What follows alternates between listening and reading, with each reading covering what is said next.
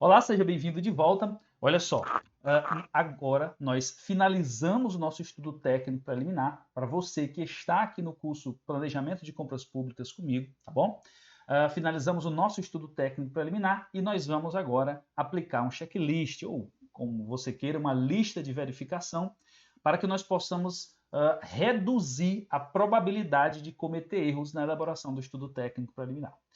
Essa aula ela faz parte do meu curso sobre planejamento de compras públicas, mas eu liberei essa aula, essa única aula eu liberei no YouTube. O pessoal lá do YouTube também do canal conhecer um pouco do nosso trabalho. Então, se você está no YouTube assistindo essa aula, o checklist que eu vou mostrar aqui agora, você pode clicar aqui embaixo, tem um link para você baixar o checklist e acompanhar aqui junto com a gente essa aula, tá? Para você que ainda não conhece o nosso curso Planejamento de Compras Públicas com base na nova lei de licitações, aqui embaixo também tem o link. O nome do curso é 3 em 1, onde eu ensino a elaborar estudo técnico preliminar, termo de referência e pesquisa de preços, já com base na nova lei de licitações. Clica lá e você pode saber mais sobre o nosso curso, tá bom? Olha só, eu vou compartilhar agora com você um conhecimento que era exclusivo dos meus alunos, mas eu trouxe aqui para o YouTube. Então vamos fazer o seguinte. Antes de a gente começar a falar sobre o nosso checklist para estudo técnico preliminar, faz um favor para mim, clica aqui embaixo, dá um gostei, se inscreve no canal. Se você tem alguma dúvida, deixa seu comentário também aqui, que assim que eu ver o seu comentário eu já respondo. Ajuda a gente, beleza? Então vamos lá. Pausa esse vídeo agora, clica no link, baixa esse checklist, tá bom? Aí você volta para cá para a gente acompanhar, para nós acompanharmos juntos esse checklist, a explicação do checklist, ok? Olha só, para você que está no curso Planejamento de Compras Públicas, aqui embaixo você vai encontrar também um link aqui na sua aula, tem um link com o checklist, clica, baixa o checklist para a gente estudar junto agora. Beleza? Então vamos lá? Beleza, olha só, eu quero só fazer uma retrospectiva agora com você que está comigo no curso Planejamento de Compras Públicas. Você já aprendeu a elaborar o documento de formalização da demanda, o estudo técnico preliminar, e agora nós fizemos a pesquisa de mercado, não é isso? Dentro do estudo técnico preliminar, e agora nós vamos aplicar esse checklist para reduzir a probabilidade de nós cometermos erros na elaboração do estudo técnico preliminar, tá bom? Gente, a função controle é uma função da área de gestão e ela precisa ser levada em consideração em qualquer planejamento que nós estamos fazendo. E o estudo técnico preliminar é um documento técnico de planejamento, tá bom? Não poderia ficar de fora também da função controle na administração pública, tá bom? Bom, bora lá. Estou dizendo muito tá bom, né? Visto de linguagem que eu tenho aqui, me perdoem. Deixa eu mudar aqui a câmera e vamos direto aqui para nossa lista de verificação. Olha só, gente. Essa lista de verificação, né, ou esse checklist, ele foi feito com base na Lei 14.133 e outros normativos infralegais da Administração Pública Federal direta, tá bom? As normas que eu vou citar aqui, infralegais, elas foram feitas para a Administração Pública Federal direta. Se você é de município, se você é do Estado ou da Administração Pública Federal indireta, aquilo que você não for possível adaptar para o seu órgão, para a sua organização, você vai precisar fazer os devidos ajustes, tá bom? Então vamos lá. Primeiro item, descrição da necessidade da contratação, considerado o problema a ser resolvido sob a perspectiva do interesse público. Esse é um elemento obrigatório. Eu ensinei para vocês, já, quem está no curso de Planejamento de Compras Públicas, eu ensinei como descrever esse item. Esse é um dos itens mais importantes do nosso estudo técnico preliminar. Se você construir esse item aqui de forma equivocada, todo o seu estudo técnico preliminar também vai ser equivocado, tá bom? Então vamos lá. O primeiro item aqui. É possível identificar claramente um vínculo entre a necessidade descrita e o interesse público?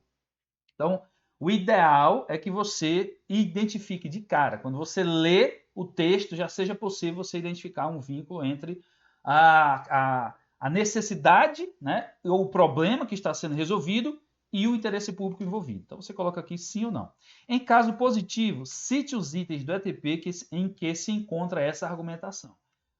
Por que eu coloco essa informação aqui? Porque muitas vezes o coleguinha só marca, né? Sim, é possível sim identificar um vínculo entre a necessidade e o interesse público. Mas aonde está essa argumentação? Né? O texto que comprova isso. Então, se você observar nos acórdãos do Tribunal de Contas da União, nos julgados do TCU, cada parágrafo eles colocam uma numeração, né? 1, 2, 3, 4, 5. Quando eu elaboro o estudo técnico preliminar, eu também coloco essa numeração no estudo técnico preliminar. Por quê? Porque na hora em que eu vou fazer esse checklist, eu só venho aqui, ó, e já clico e digito aonde está, no parágrafo 1.1, 1.2, 1.3. É uma boa prática, tá? Não é obrigatório, a lei não diz isso. É uma boa prática para ficar bem endereçado, uma forma mais didática de encontrar o que a gente quer no nosso estudo técnico preliminar. 1.2. O setor requisitante é o autor da descrição da necessidade da contratação? Nós sabemos que um dos riscos da elaboração do estudo técnico preliminar é que o setor requisitante ele não seja o autor da descrição da necessidade ou não seja o requisitante, né? Ou aquele ator institucional, aquele setor, aquela unidade institucional que vai utilizar o produto, ele que deve então fazer a requisição e descrever essa necessidade. Então, você coloca aqui sim ou não. Demonstração da previsão da contratação no plano de contratações anual não é um elemento obrigatório, tá? O plano de contratações anual não é obrigatório na Lei 14.133. Eu sei, existem divergências interpretativas em relação a isso. Mas, se você ler agora o artigo 12, inciso 7 da Lei 14.133, o verbo lá é um poderá, né? Poderá, a partir de um regulamento, né? Desde que seja regulamentado, instituir o plano de contratações anual. A Administração Pública Federal direta instituiu uma portaria chamada a Instrução Normativa 8678 de 2021, ela instituiu o plano de contratação anual no Estamento Federal, na Administração Pública Federal direta, é obrigatório. Para estados e municípios e a Administração Pública Federal indireta, né, é preciso então ver os seus normativos internos para ver se é obrigatório ou não. Por isso que esse não é um elemento obrigatório. Então, o item foi utilizado, sim ou não? Mas veja só, ainda que o elemento não seja obrigatório, aquele item, né, o inciso 2, por exemplo, não é obrigatório, mesmo que não for obrigatório, você tem que justificar o porquê que você não está utilizando. Nesse caso aqui, se o seu órgão, se o local que você trabalha, a organização pública que você trabalha, não utilizar o plano de contratações anual como algo obrigatório, você justifica aqui, então, nossa organização não utiliza. Mas, digamos que vocês não tenham o plano de contratações anual. Com certeza, algum tipo de documento de planejamento de compras você tem, né? Se não tiver, pelo amor de Deus, precisa ter. Ainda que não seja o plano de contratação anual. Então você cita aqui qual é o documento de planejamento de compras que vocês têm para ocorrer esse alinhamento, né, entre planejamento estratégico da sua organização e o planejamento operacional. Bora lá. Em alguns municípios, o pessoal cita aqui a lei orçamentária, né, e coloca muitas vezes o anexo da lei orçamentária onde está escrita essa informação. Tá? Vamos lá. 2.3, né? O ETP indica claramente o alinhamento entre a futura contratação, aquisição e o plano de contratação anual. Aqui você diz sim ou não, dependendo da sua situação. Aqui você pode colocar um não se aplica também, tá? Você pode inserir aqui, um não se aplica em casos como esse. Em caso de resposta negativa, o EDP indica claramente o alinhamento entre a futura contratação, aquisição e alguma lei orçamentária ou outro instrumento de planejamento da organização, foi o que eu acabei de falar, tá? Requisitos da contratação. Olha, se você já fez algum curso comigo, você sabe que os requisitos são os itens que mais geram problemas. Gera impugnação, recurso, ação na justiça. O pessoal reclama muito, por quê? Porque os requisitos são informações que restringem a competitividade. Você precisa ter cuidado com a restrição ilegal de competitividade. Então, são só aqueles requisitos unicamente necessários para atender o objeto da contratação, tá? Ou para atender a necessidade que você está aí tentando resolver o problema, a necessidade que você está tentando satisfazer. Então, o item foi utilizado, que ele não é um elemento obrigatório, né? O item foi utilizado, sim ou não. Em caso de resposta negativa, foi inserido justificativo para não utilização. Os requisitos elencados possuem aderência à satisfação da necessidade ou resolução do problema, e isso aqui precisa ser levado em consideração. Por quê? Porque muitas vezes o coleguinha requisitante, ele envia para você uma informação que se transforma depois em um requisito, e aquele requisito ele não era necessário para atender a necessidade. Um exemplo, você descobre que precisa levar servidores do ponto A ao ponto B. E para isso você precisa de alguma forma de se locomover. Não significa que você precisa comprar um veículo, né? Você pode muitas vezes alugar o veículo, já vim com o motorista, alugar o veículo e contratar o motorista por fora, terceirizado, ou de repente seu órgão tem concurso para motorista e você só aluga o veículo, né? Existem várias possibilidades. Existem agora até apps, né, que o governo federal faz a licitação de locação de veículos por meio do app. Bom, o TaxiGov, inclusive o nome. Bom, digamos que você chegou a uma conclusão após a elaboração do estudo técnico preliminar que a melhor solução é adquirir um carro. E aí, o carro que você vai adquirir, o veículo que você vai adquirir para transportar os servidores do ponto A ao ponto B, um veículo 1.0 com câmbio manual, com vidro manual, é suficiente, né, para e um ar-condicionado comum, normal, é suficiente para levar os servidores. Mas aí o requisitante, o coleguinha ou aquela ator institucional que tem muito poder, né, dentro da instituição, chega e diz assim, não, eu quero um veículo automático, 2.0, ar-condicionado digital Bizona.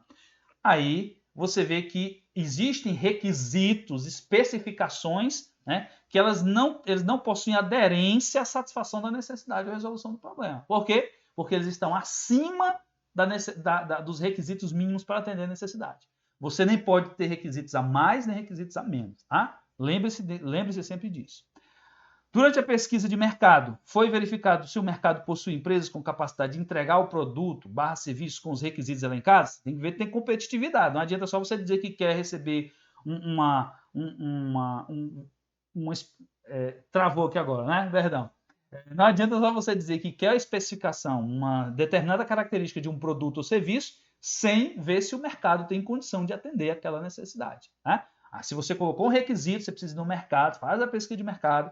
Se você identificar que o mercado não tem concorrência, não tem competitividade para isso, você volta, né, e dá uma olhada como está o seu o estudo técnico preliminar para ver se você pode flexibilizar os requisitos para que, ao mesmo tempo, atenda a necessidade, mas também promova a competitividade. Lembrando que o gestor público, o planejador público, tem a obrigação de promover a competitividade do certame, artigo 40 da Lei 14.133. Não esqueçam disso, tá? Bora lá. Inclusive foi alçado, né, a princípio, existe agora o princípio da competitividade. Bora lá. Em caso de resposta positiva, indicar os documentos de suporte, anexos, que demonstra que esse aspecto foi levado em consideração. Já ensinei para vocês o que são documentos de suporte. Pelo amor de Deus, não deixe de colocar documento de suporte. Documento de suporte salva vidas. Tá? Foram inseridos requisitos de sustentabilidade, é obrigatório ter requisitos de sustentabilidade. Já ensinei para vocês quais são as fontes que você pode utilizar como requisito de sustentabilidade. O 3.7, indique qual normativo ou documento foi utilizado para eleger os requisitos de sustentabilidade. Você tem aqui o Plano de Logística Sustentável, o Guia Nacional de Contratações Sustentáveis ou outros. Aí você diz aí quais seriam esses outros. Foram elaboradas justificativas para os requisitos de sustentabilidade? Lembrem-se, todo requisito de sustentabilidade, o ideal, uma boa prática é que você tenha uma justificativa. Porque geralmente, requisitos de sustentabilidade restringem competitividade e os coleguinhas da área privada não gostam, né? O que é que eles fazem? Impugnação, recurso, ação na justiça. Então você precisa estar preparado com uma resposta plausível, não é blá blá blá não é justificativo de blá blá blá não, tá? Você pode até falar pouco, falar simples, mas utilizar um texto que tem uma carga valorativa, né? Não pode estar enchendo linguiça aqui, tá? Bora lá. Estimativa das quantidades para a contratação, acompanhada das memórias de cálculo, dos documentos que lhe dão suporte. Documento de suporte de novo. Olha só, eu já passei por auditorias em que os documentos de suporte me salvaram, tá? Na hora que o auditor chegou e falou assim, como é que você comprova isso? Opa, tá aqui a informação, tá? Pega essa ideia aí. Não deixe de colocar documento de suporte dentro do seu processo.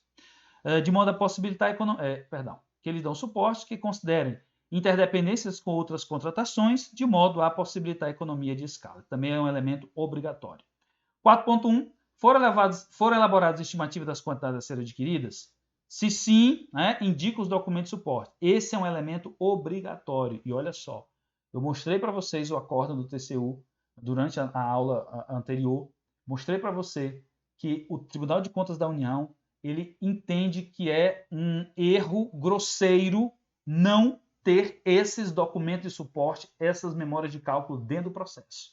Então você volta naquela aula, se você não está lembrado sobre a estimativa das quantidades a serem adquiridas, tá? Volta lá, faz uma revisão, porque isso aqui eu já vi coleguinha sendo multado porque não tinha memória de cálculo, documento de suporte das estimativas, tá? Dentro do processo.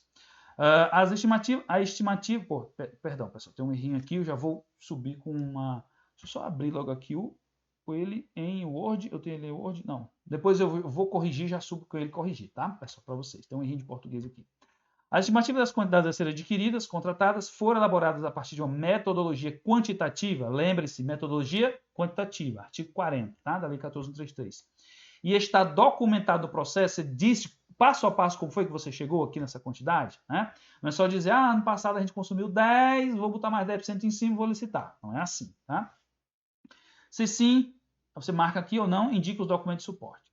4.5. As estimativas das quantidades a serem adquiridas e contratadas foram elaboradas a partir de uma visão geral da organização, como forma de evitar o fracionamento de despesa. Cuidado com o fracionamento de despesa, pessoal, tá? O desperdício e a celebração indevida de aditivos contratuais. Então, você tem que ter cuidado com essa questão de fracionamento de despesa, não adquirir a quantidade correta e ter que licitar várias vezes, ou cair na boa e velha dispensa. Muitas vezes, dispensa emergencial porque não comprou a quantidade que precisava, acabou do final do ano e agora todo mundo está desesperado para comprar, porque senão o órgão vai parar de funcionar. Então, pelo amor de Deus, tenha cuidado com essa conta aqui. Faça essa conta de forma com a acurácia maior que você conseguir. Tá? E para isso, documento de suporte, memória de cálculo, informações do passado ajudam muito nesse momento aqui. Tá? 4.6 indica o documento de suporte, aí você vai dizer, né, anexo X, está na página tal. Se o seu processo for eletrônico, meu processo é todo eletrônico, eu só digo anexo tal. Se o seu processo não for eletrônico, for físico, né, você imprime e coloca lá o número da página onde está esse documento de suporte. Tá? Foram levados em consideração os custos de gestão de estoques como informação gerencial na definição do modelo de fornecimento mais efetivo. Isso aqui, pessoal, é uma exigência da portaria SES 18678, tá? O artigo 11, mas isso aqui é para a Administração Pública Federal direta, depois dá uma lida aí no seu documento que institui ou não uma política de gestão de estoques, tá? Isso aqui é onde fala de política de gestão de estoques. Política de gestão de estoques na Administração Pública Federal direta é obrigatório, beleza? Em caso positivo, cite os itens do ETP em que se encontra essa argumentação. Na elaboração desse item, foram levados em consideração a adoção de soluções de suprimentos do tipo just in time. Eu expliquei para vocês o que são soluções de suprimento do tipo just in time, tá bom? Sim, não se aplica. Em caso positivo, cite os itens do ETP, que se encontra essa argumentação. Levantamento de mercado, isso aqui não é um item obrigatório, mas, gente, é um dos itens mais importantes do estudo técnico preliminar, levantamento de mercado, tá? Que consiste na análise das alternativas possíveis, justificativa técnica e econômica da escolha do tipo de solução a contratar. Eu expliquei para vocês, passo a passo, como fazer essa justificativa técnica e econômica. É muito importante, tá? Essa justificativa técnica e econômica. O item foi utilizado, sim ou não? Foram consideradas contratações similares feitas por outros órgãos e entidades com o objetivo de identificar a existência de novas tecnologias, metodologias ou inovações que melhor atendam às necessidades da administração? Coloca aqui a informação na pesquisa de mercado. Uma das formas de identificar opções, né, para atender a necessidade que nós estamos tentando satisfazer, o problema, tentando resolver, é a pesquisa de mercado em contratações de outros órgãos. Em caso positivo, você cita aqui os itens do ETP, onde se encontra essa argumentação, e indica os documentos de suporte. Foi realizada audiência pública ou consulta pública? Sim ou não? Não é obrigatório, né, utilizar audiência pública ou consulta pública. Isso aqui é uma ferramenta à disposição do gestor público, ele identifica aí o melhor momento para utilizar ou não. Vamos ver o tempo aqui. Ainda temos alguns minutinhos, né? Como você sabe, os nossos vídeos aqui são no máximo 20 minutinhos. A gente pausa e continua no próximo vídeo, tá? Bora lá. Após o levantamento de mercado, a quantidade de fornecedores foi considerada restrita. Se foi considerada restrita, você precisa ou melhorar a sua pesquisa de mercado ou flexibilizar os requisitos e novamente fazer a pesquisa de mercado, tá? No caso de resposta positiva, houve modificação dos requisitos para aumentar a competitividade? Sim ou não? A equipe se preocupou em pesquisar diferentes fontes e identificar diferentes formas de atender a necessidade para não direcionar o objeto? Então, tem que ter cuidado disso aqui. Às vezes, você pesquisa só uma fonte de informação, né? Às vezes, só procura nos sites ali na internet, sem dar uma olhada em contratações de outros órgãos, e isso pode direcionar o seu certame. Tem que ter cuidado com o direcionamento do certame. A competitividade é um elemento sagrado, é claro. Que nenhum princípio ele é interpretado de forma absoluta, né? Mas o primado da competitividade tem que sempre estar na nossa mente. Sempre na nossa cabeça ali. Toda decisão que a gente for tomando tem que levar em consideração. Isso aqui restringe competitividade? É claro, como eu falei, que nenhum princípio ele é absoluto em si. Ele é interpretado à luz de um conjunto de situações, do caso concreto, né? A equipe analisou a maturidade das possíveis soluções com a finalidade de não indicar a solução com nível de maturidade antieconômica. Já expliquei isso aqui para vocês, os 3 níveis de maturidade, né? Inicial, que ela é um protótipo, acabou de ser lançado, ou é um protótipo, ou acabou de ser lançado no mercado, ainda tem um risco de ser uma inovação, é possível que traga prejuízo para quem comprar de primeira, tem aquele equipamento que está com um nível de maturidade avançado, ele já está bem maduro no mercado, existe bastante assistência técnica daquele equipamento, não vem dando problema, e tem aquele equipamento em que ele já está perto da obsolescência, as empresas já não estão mais fabricando ou perto de descontinuar, e se você compra esse equipamento para administração pública, você vai ficar sem ter como fazer a assistência, prestar o serviço de assistência técnica. Se quebrar alguma peça, vai ser difícil encontrar peça, então você tem que analisar os níveis de maturidade. Já expliquei isso aqui para você, tá? A equipe analisou a possibilidade de alugar em vez de comprar, também tem que levar isso aqui em consideração. Em caso positivo, cite os itens do ETP em que se encontra essa argumentação. Foi elaborada a justificativa técnica e econômica da escolha do tipo de solução? Sim ou não, né? Ou não se aplica. Mas você precisa trazer uma justificativa técnica e econômica da escolha do tipo de solução, mas em casos que não se aplica, você clica aqui, não se aplica. A justificativa foi elaborada com base em cálculos e as memórias e os documentos de suporte foram anexados ao processo, então tem que ver esses documentos de suporte aqui. Observe que tem documento de suporte do começo ao fim do nosso estudo técnico preliminar. Foi elaborada uma lista com os possíveis fornecedores para objeto, também isso aqui eu já expliquei para você, recomendação do TCU, já vi várias vezes. Em caso positivo, cite os itens do ETP em que se encontra essa argumentação. Foram levados em consideração os custos de ciclo de vida do objeto para a indicação da solução a ser contratada? Lei 14.133 fala de ciclo de vida do objeto em vários locais. Se não me engano, em 6 locais diferentes fala de ciclo de vida do objeto, inclusive num dos artigos mais importantes da Lei 14.133, que é o artigo 11, tá? Eu sei, todos os artigos são importantes, mas a porta de entrada da Lei 14.133 é o artigo 11, tá? Aprendi isso com o grande professor Renato Finil, beleza? Bom, chegamos aqui no item 6, já deu aqui o nosso tempo, né? Eu vou parar aqui, agora 22, 23 minutos, vou já carregar esse vídeo na plataforma, vou carregar já esse vídeo no YouTube, daqui a pouco a gente continua no próximo vídeo o resto do nosso checklist, beleza? Ó, joinha, não esquece, dá um gostei, tem os links aqui embaixo para você baixar esse checklist aí grátis para você, tá bom? Até mais.